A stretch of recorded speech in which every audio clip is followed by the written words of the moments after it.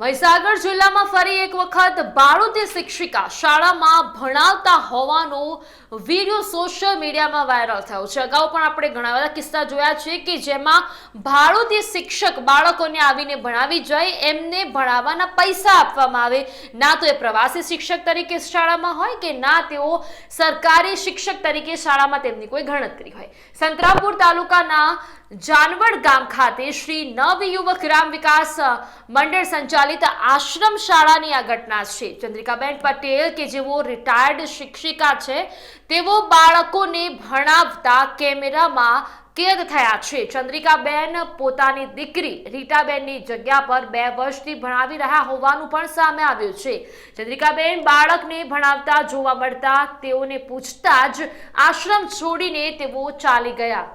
ग्रामजनों मानीए तो રીટાબેનના पिता आश्रमना ट्रस्टमां सभ्य छे, जेथी तेओ पोतानी मनमानी चलावी रह्या छे। अगाऊ पण महीसागर जिल्लामां बाळोती शिक्षिका शाळामां भणावता होवानो विडियो सोशल मीडियामां वायरल थयो छे ने फरी आवी शिक्षिका झड़पाता अनेक सवालो उभा थया छे।